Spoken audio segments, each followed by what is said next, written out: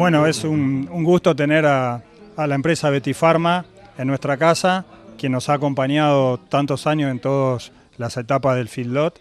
Así que bueno, agradecidos, saludar a todos los integrantes de la firma. Y bueno, a David Hutcheson, con su gran experiencia, con toda su trayectoria, que ya nos ha visitado en varias oportunidades. Tenerlo acá es un gran honor, un gusto, aprender de todos sus conocimientos. Así que bueno, realmente agradecido, darle las bienvenidas y bueno, los dejo en manos de Diego, quien le va a hacer algunas preguntas. Muchas gracias. I would like to thank you, and it's an honor to be at this feedlot.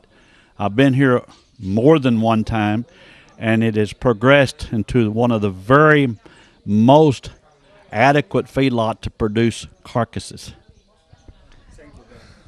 So Dave, you've been for 4 days in Argentina now.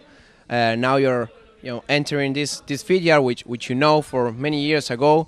What's your first impression when you came here? My first impression was how much it had changed over the years to be better feeders with the type of feed stuffs and feed products that they have.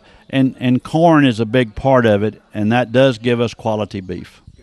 And they just started to export some of the meat. They're trying to integrate all the chains, producing their crops, producing the calves, growing them. So what's your opinion on that? This is the complete value chain of beef. That's from crops, corn, and corn silage. It's also from producing their own cattle, so they're very consistent and correctly sized. And of course, the other part of it is real simple. They feed them correctly for the markets they go to. And the export market is different than their domestic market, but they do both. We were discussing a few minutes ago about high moisture corn and your recommendations. So they're going to do it in this feedlot. So what would be your recommendations for it? The high moisture corn, the recommendation is usually try to start 33 to 40%, but that's not possible here in Argentina. So what we would do is want to go 28 to 32%, and if it drops down below 27, we'd want to add water to it to make sure it fermented properly. Yeah. So we don't have a grading system in Argentina yet, but this feedlot is trying to export their meat, so they are like making their own grading system, but they also have a domestic market to consumers here. So what's your opinion on that? This is what has to be done. It's the way it has to be done.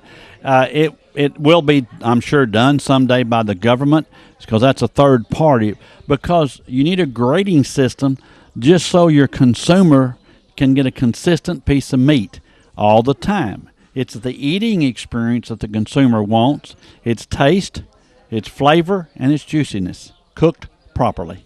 Yeah, and finally, you also make a point about the next generations and the future of feedlots. You never know Pablo's father, but he was in the business. Now Pablo has his daughter helping him. What would you say to him?